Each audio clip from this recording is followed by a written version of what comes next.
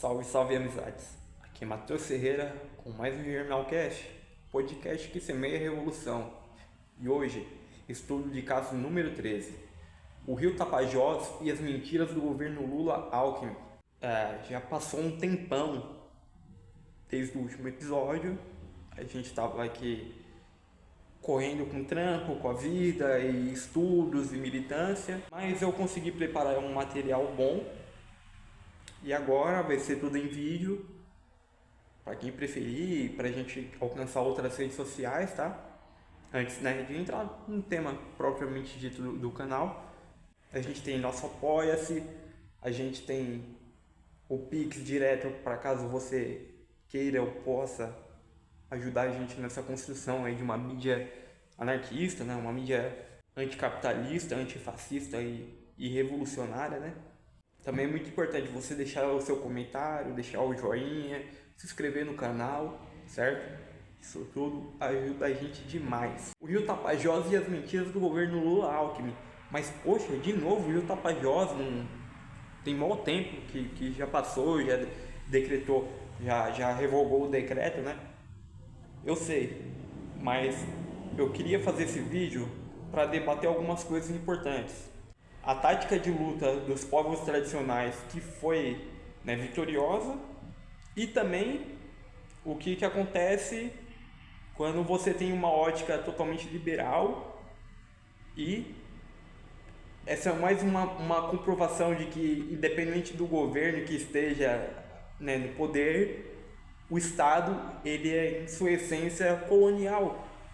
Ele faz uma colonização interna contra os povos, contra, né, os povos tradicionais, contra as outras pessoas da classe trabalhadora mais marginalizada, né, como um todo. Então, o que era o decreto número 12.800/2025, assinado pelo querido Lula?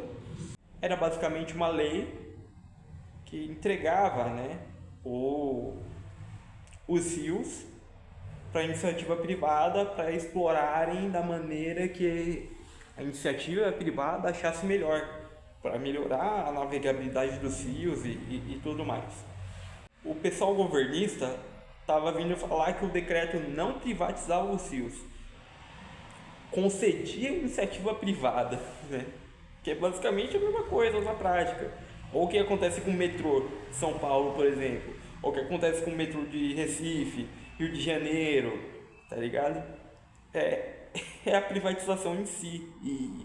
E por mais que, né, tenha uma série de regras ali, o que garante que as empresas vão cumprir as regras? Porque aqui em São Paulo a Via Mobilidade, por exemplo, não cumpre essas regras, né? E tudo termina em feijoada depois. As empresas lucram pra caralho em cima do povo e foda-se. Verde é bambu, tá ligado? A lei é verde, verde é bambu, bolar na rede, pau no teu, tá ligado? É isso que os empresários falam pra gente e a gente que, tá ligado? A navegabilidade dos rios é o processo de dragagem, que é basicamente, né, retirar ali sedimentos e aumentar o espaço que tem no rio para barcos maiores e mais embarcações passarem. Só que isso é problemático, porque destrói o rio, destrói esses sedimentos que você retira, ele vai acabar se espalhando, você vai acabar com toda a flora e a fauna que depende daquele rio, né? E dos povos tradicionais ali, no caso do Rio Tapajós né, e os outros que estavam dentro do decreto, que ia passar por esse processo. E tem, né, uma questão aí que é... Agora eu lembrei o que era que eu tinha perdido o fio da meada. Vamos lá. A Organização Internacional do Trabalho, que é um órgão da ONU, né, uma agência ali da ONU, tem uma regra que deixa muito claro que não é permitido você fazer qualquer intervenção que seja em bens públicos ali que são usados por povos tradicionais, povos indígenas, sem uma consulta prévia e o consentimento e sem um plano ambiental, tá ligado? E, e assim, o decreto passava por cima de tudo isso. A gente não tem mais licenciamento ambiental por causa da PL da devastação. Consulta a gente tem com a classe pobre, com a classe marginalizada, com os povos originários, que não é na base da bala, que não é na base da mentira política. E aí o Boulos, né, que é mais um traidor aí da classe trabalhadora, ele tinha prometido durante a COP30 que não ia ter privatização de rio nenhum, que não ia ser concedido e que se fosse concedido não ia ter dragagem. Alguns meses depois os caras vão lá e fazem tudo ao contrário. E é mais uma hora, tipo assim, a gente fica repetindo a mesma coisa e a gente fica cansado, cara. É cansativo. É cansativo porque, cara, o que foi o marketing do governo Lula na posse, lá na cerimônia de posse, tá ligado? É totalmente displicente com que ele tá, a forma que o governo age, sabe? E nossa, cara, por quê, tá ligado? Por quê? Ia ser muito mais honesto, ia ser muito melhor pro governo falar assim, não, mano, a gente é liberal mesmo, tá ligado? A gente é social liberal, esse é o nosso projeto e se vocês quiserem votar em mim, vota, tá ligado? Não ficar com promessa vazia, tá ligado? Uma discussão que eu faço com o pessoal que tá dentro do PT e tá naquelas correntes, naquelas tendências mais radicais, de conheçam outras propostas de organização que realmente luta pelos interesses da nossa classe. Conheça o anarquismo, conheça, né, o marxismo, por que não? Vai conhecer o programa político do PCBR, da UP, tá ligado? Por que não? Tá ligado? Mas, meu, se você acha que você vai conseguir construir alguma coisa dentro desse partido, eu sinto muito, você está muito enganado. Tipo, são essas as várias provas que a gente tem aí. E aí o que aconteceu? Os povos indígenas da região estavam putos com isso, ocuparam o porto de Santarém e a sede da Cargill, que é uma empresa que eu já vou falar mais sobre. E aí, no dia 6 do mês passado, 6/2/2026, o governo suspendeu o decreto. E aí a galera ficou mais puta ainda, e aí começou a se alastrar um movimento mesmo de tipo apoio aos povos indígenas que estavam ali ocupando o porto, né? Que, mano, suspender não é revogar, tá ligado? O que não me garante que daqui 2 meses os caras não vai lá e suspende, retira a suspensão, tá ligado? E aí, por fim, o governo acabou cedendo, porque estava muito pressionado tipo assim, eles estavam muito próximos de ultrapassar a última barreira que separa eles o PT do PL, por exemplo, do União Brasil, tá ligado? Que é o quê? Mais um pouco eles iam mandar a PM matar todo mundo que estava ali ocupando o porto, tá ligado? Era essa a opção deles. Então, tipo, eles revogaram o decreto. Só que a lógica privatista dos bens públicos, da vida pública, de tudo que é público, ainda continua. E eu vou falar disso mais pra frente. Mas antes a gente tem que dar nome aos is e colocar os pingos nos boi. E aqui eu agradeço muito o trabalho do pessoal de Olho nos Ruralistas, que é uma imprensa que é toda voltada a fazer relatórios aí das atrocidades que os latifundiários cometem no país, né? Vamos lá. Cargill, empresa multinacional responsável pelo escoamento de commodities, principalmente a soja, é parceira do grupo Bom Futuro, fundado pela família Maggi Schaffer, que controla áreas enormes no Mato Grosso. E aqui tem um relatório chamado Os Invasores 1, dossiê de olho nos ruralistas, publicado em 2023, e que o link vai estar todo na descrição, tá? Que é um trecho do relatório, tá? É histórica a tensão entre os Maggi Schaffer e o povo Enauê-Nauê. Me perdoa se eu estou falando errado. Na região, o curso do rio Juruena tem sido prejudicado pelas pequenas centrais hidrelétricas PCHs, né, da Maggi e Bom Futuro. Segundo o relatório do biólogo Francisco de Arruda Machado, da Universidade Federal do Mato Grosso, a ação das empresas altera o curso dos rios e afeta diretamente a segurança alimentar desses povos. Em entrevista ao portal RD News, o pesquisador associou a presença desses empreendimentos ao aumento de suicídios aí, eu vou ter que cortar essa palavra porque o YouTube vai diminuir ainda mais enfim, entre indígenas da etnia que tem sua ancestralidade ligada à pesca e à proteção dos rios. No rio Juruena, a Maggi é responsável pelas PCHs Ilha Comprida, Segredo e Divisa, e a Bom Futuro administra as PCHs Parecis, Rondon, Sapezal, Telegráfica e Cidesal. Em outro trecho, o relatório traz algumas informações sobre a ligação do grupo Bom Futuro com o trabalho análogo à escravidão. Em 2008, Elusmar, Eraí e Fernando Maggi Schaffer, irmãos e sócios do grupo Bom Futuro, foram processados após a fiscalização do MTE por manter 41 trabalhadores em condições análogas à escravidão na fazenda Vale do Rio Verde, em Tupará, a 445 quilômetros de Cuiabá. O caso ocorreu até 2013, quando o juiz Jefferson Schneider, da 5ª Vara da Justiça Federal em Mato Grosso, decidiu absolver os seus executores. Também foram inocentados Caetano Polato, dono da fazenda, e José Maria Bortoli, cunhado de Iraí.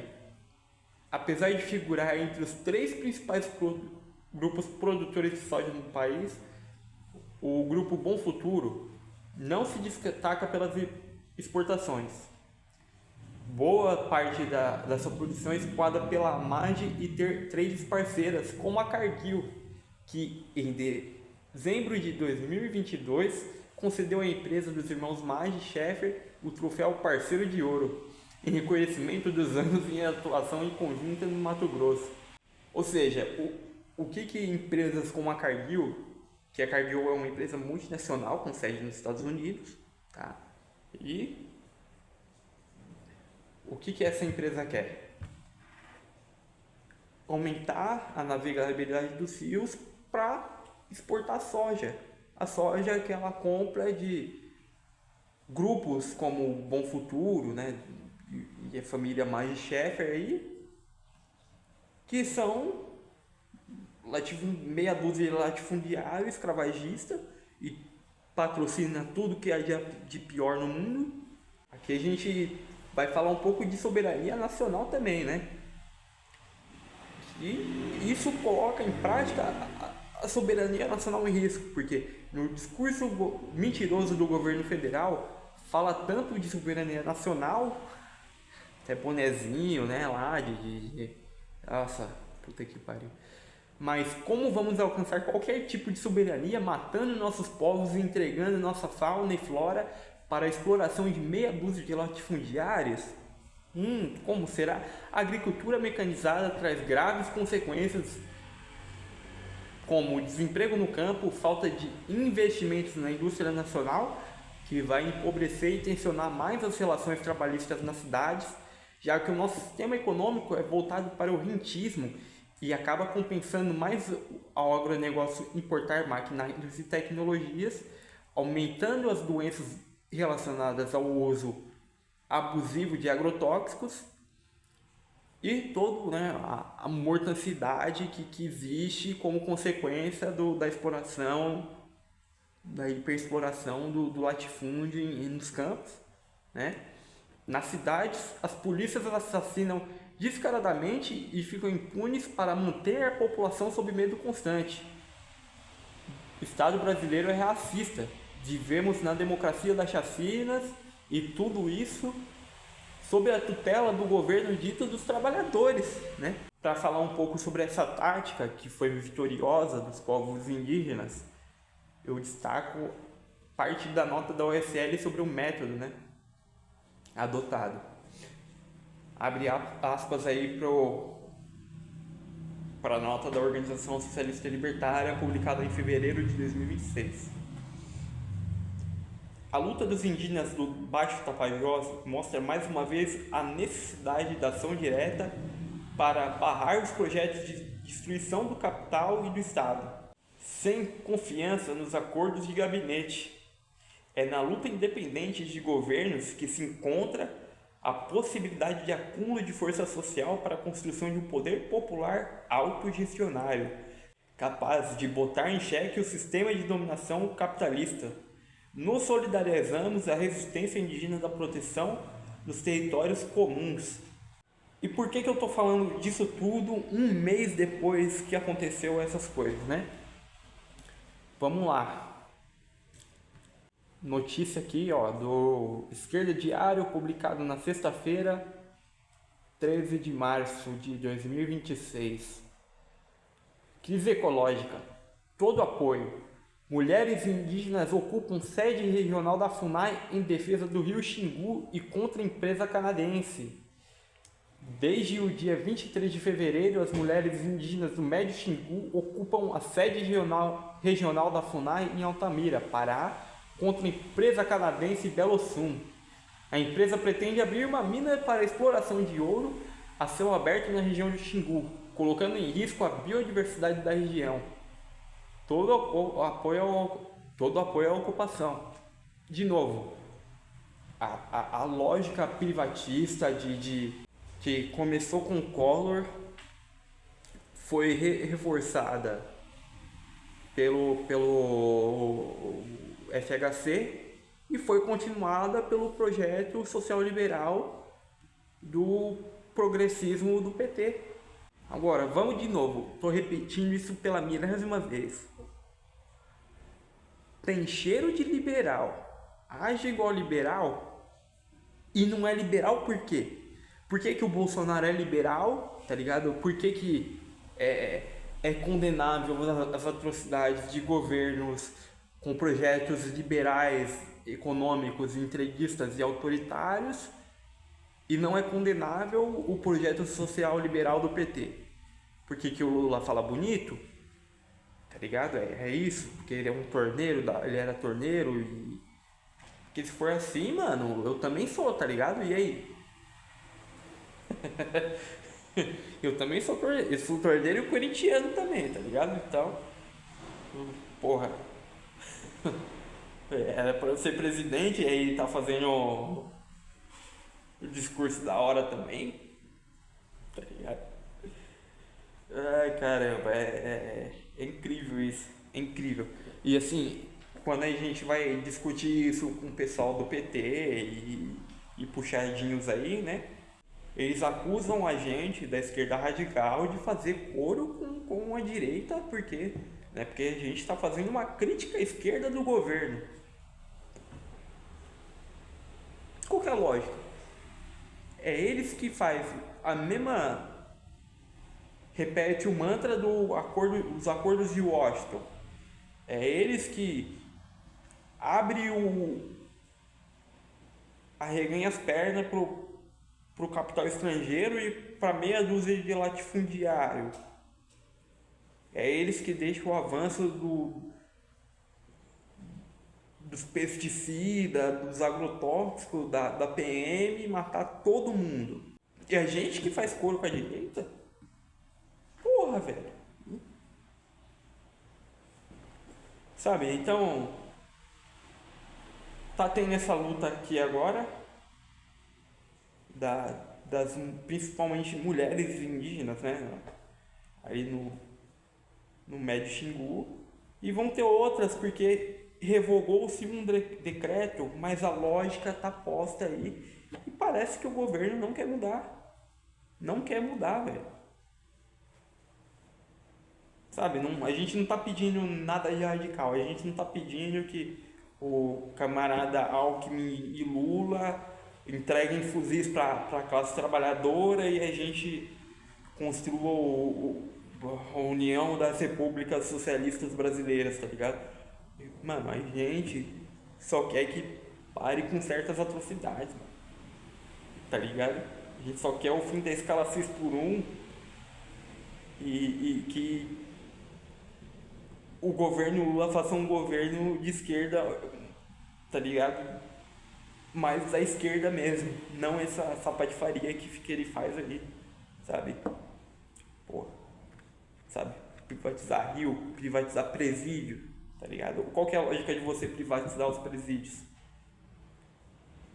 É aumentar o encarceramento da população preta, pobre e periférica.